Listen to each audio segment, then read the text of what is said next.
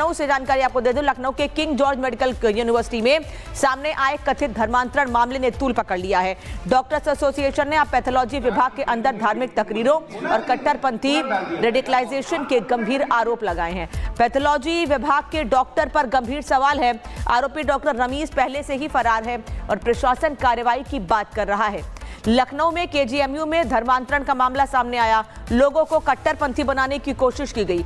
Doctor और छात्र छात्राओं को धार्मिक तकरीरें दी गई। लैब में चुपके धार्मिक प्रवचन दिए गए। एचओडी वाहिद अली पर भी धर्मांतरण का आरोप है।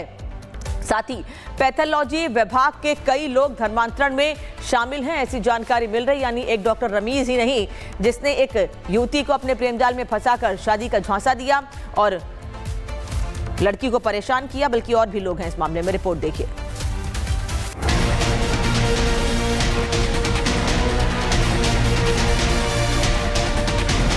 सफेद कोट की आड़ में धर्मांतरण की साजिश, पैथोलॉजी लैब या कट्टरपंथ की क्लास।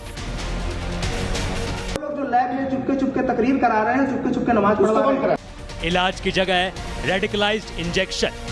अल फला यूनिवर्सिटी का जैसे मामला था, वो एमबीबीएस स्टूडेंट है, या जो महिला पकड़ी गई वो जीएसवीएम में एसोसिएट प्रोफेसर थी। तो कोई ना कोई तो है ना जो रेडिकलाइज कर रहा है। देश के सबसे बड़े मेडिकल संस्थानों में शुमार लखनऊ का केजीएमयू अब इलाज नहीं, इम्तिहान के दौर से गुजर रहा है। किंग जॉर्ज मेडिकल यूनिवर्सिटी में सामने आया कथित धर्मांतरण और लव जिहाद का मामला अब सिर्फ एक रेजिडेंट डॉक्टर तक सीमित नहीं रहा। आरोप सीधे पैथोलॉजी विभाग, लैब के भीतर धार्मिक तकरीरों और कट्टरपंथी रेडिकलाइजेशन तक पहुंच गए हैं।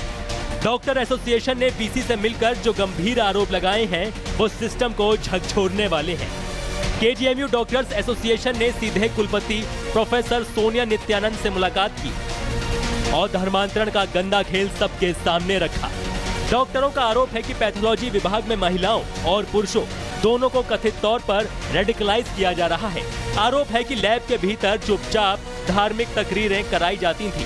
वो रेडिकलाइज कर रहे हैं, वो लोग जो लैब में चुपके तकरीर करा रहे हैं, चुपके नमाज पढ़वा रहे हैं, बिना बंद नहीं, उसको सस्पेंड होना है।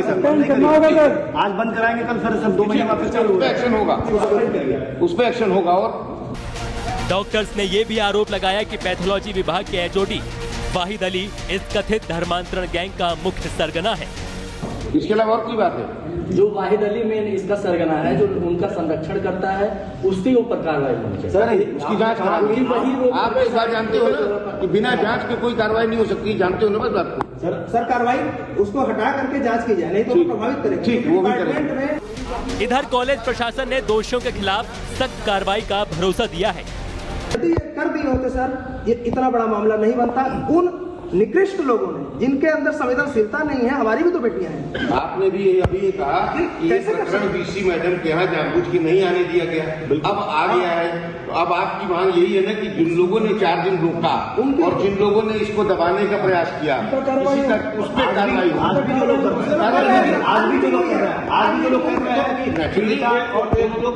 तो कार्रवाई के लिए हम लोग आपको आश्वासन देते हैं कि हम लोग जांच करके कार्रवाई करेंगे और आपको बुला के बताएंगे। हालांकि केजीएमयू के प्रोफेसर के सिंह ने कहा कि उनके पास अभी तक कोई लिखित शिकायत नहीं आई है। हमारे पास इसके समर्थन में कोई भी साक्ष्य नहीं है। किसी ने हमें कोई साक्ष्य उपलब्ध नहीं कराया है, किसी ने इसकी कोई लिखित शिकायत नहीं की है। फिर भी क्योंकि ये मीडिया में आ चुका है तो केजीएमयू को छिपाने के लिए कुछ भी नहीं है, न केजीएमयू की कोई ऐसी मंशा है कि कोई भी चीज़ छिपाई जाए। तो हम लोग इसकी जल्द से जल्द जांच कराकर जो भी नियम अनुसार कार्रवाई होगी वो बहुत जल्द जांच करा के वो कार्रवाई अगर सत्य पाया जाता है तो निश्चित रूप से कार्रवाई होगी। उधर यूपी पुलिस एक्शन मोड में है। आरोपी डॉक्टर रमीज मलिक की तलाश में स्पेशल टीमें दबिश दे रही हैं, लेकिन अब तक आरोपी डॉक्टर सामने नहीं आया है। ये मामला सिर्फ एक यूनिवर्सिटी का नहीं, ये सवाल है मेडिकल सिस्टम की सुरक्षा, छात्रों की मानसिक आजादी और संस्थानों की निष्पक्षता का। सवाल साफ है, क्या केजीएमयू में धर्मांतरण की साजिश चल रही थी? क्या पैथोलॉजी विभाग में कट्टरपंथी ट्रेनिंग दी जा रही थी? और क्या फरार डॉक्टर सिर्फ एक मोहरा है और खिलाड़ी कोई और? सवाल सिर्फ एक डॉक्टर का नहीं, सवाल उस सिस्टम का है जहां इलाज की आड़ में छात्रों और डॉक्टरों को रेडिकलाइज जहर परोसा जा रहा था। Bureau report, Republic Bharat. और पीड़िता ने क्या आरोप लगाया है लखनऊ मामले में, ये आपको बता देती हूँ। पहला आरोप है कि प्रेम जाल में फंसाया गया। पीड़िता का कहना है कि मुझे प्रेम जाल में फंसाया गया। दूसरा आरोप है कि शारीरिक शोषण किया गया। तीसरा आरोप ये कि धर्मांतरण के लिए दबाव बनाया गया। साथ ही चौथा आरोप ये कि मानसिक रूप से टॉर्चर किया गया।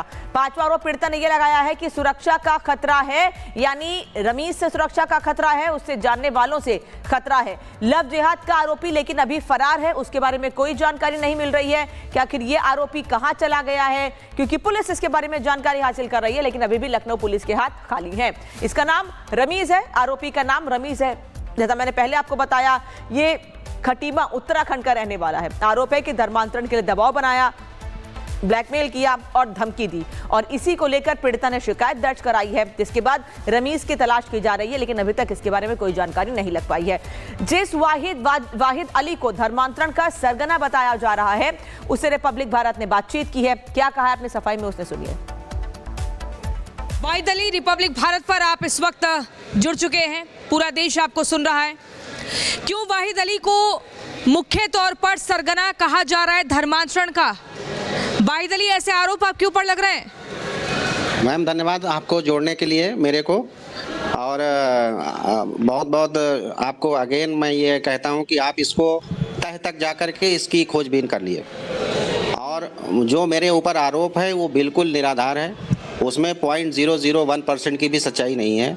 मैं यहाँ पे आज से नहीं, पिछले 2009 से लगातार डिफरेंट पोस्टों पे रहते हुए lecturer, assistant professor, associate professor, then additional professor, then professor, पिछले 2022 से मैं प्रोफेसर के पद पे हूँ, और केजीएमसी की एक नहीं बल्कि 7-8 लैब का मैं इंचार्ज। अगर कोई भी एक्टिविटी इस तरह से होती डिपार्टमेंट के अंदर या डिपार्टमेंट के बाहर, तो आज ही क्यों आई बाहर, अभी तक क्यों नहीं आई, या मेरे खिलाफ कोई साक्ष्य हो, कोई वीडियो क्लिप हो, कोई ऑडियो क्लिप हो, कोई मेरा फेसबुक अकाउंट हो, ट्विटर अकाउंट हो, या और जो डिफरेंट अकाउंट सोशल मीडिया के होते हैं, कहीं पे कोई ऐसा वक्तव्य अगर कोई हो पूर्व में, तो उसको बाहर लाया जाना चाहिए, और ये पूरी तरह से इम्प्लांटेड है। लेकिन आप मुझे बताइए कि आप ही का नाम क्यों सामने आ रहा है? बाकी डॉक्टर्स ने गवाही दी है, और जो डॉक्टर फरार है, गवाही क्या, डॉक्टर रमीज, हाँ बोलिए, एक ऑर्गेनाइजेशन है, मेडिकल ऑर्गेनाइजेशन है, वो अपना एजुटेशन कर रहे हैं।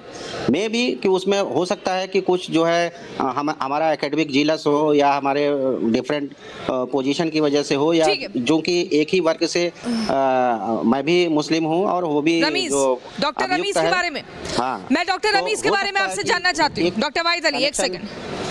डॉक्टर रमीज के साथ आप उठते बैठते थे, किस तरह की बातें होती थी, ये सब कुछ कैसे, कब से शुरू हुआ? डॉक्टर रमीज के बारे में बताइए।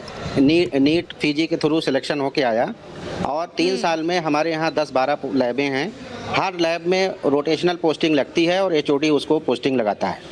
हो सकता है कि हमारी लैब में भी उसकी पोस्टिंग लगी होगी 1 महीने के लिए, और पिछले 8-9 महीने से वो हमारी लैब में ना पोस्टिंग थी, ना मेरे से उसका कोई कांटेक्ट था, ना मेरा कोई उससे फ़ोन से कांटेक्ट है, ना व्हाट्सएप से कोई कांटेक्ट है। ठीक है, डॉक्टर वाहिद अली, मुझे बताइए लैब में क्या होता था? क्या लैब तकरीरें पढ़ने के लिए है? लैब में मौलाना आते थे, तकरीरें पढ़ते थे, इस तरह के आरोप डॉक्टर्स ने लगाए, आपके बाकी साथियों ने? क्या क्या होता था लैब में? मैम कोई नहीं, हमारा तो लैब मरीजों से भरा रहता है। अब मरीज में उसमें बहुत सारे कम्युनिटी के लोग आते हैं, तमाम लोग आते हैं, मरीज अपनी सैंपल जमा करने आते हैं, रिपोर्ट लेने आते हैं, तो क्या हम उसको धर्म पूछ करके उनका सैंपल लेंगे या रिपोर्ट देंगे? आप नमाज अदा करेंगे लैब में? कहीं भी नमाज का कोई प्रूफ है? नमाज का मैम कोई प्रूफ है? मैं नमाज खुद प्रैक्टिस नहीं करता हूँ, मैं 5 टाइम की नमाज खुद नहीं पढ़ पाता हूँ,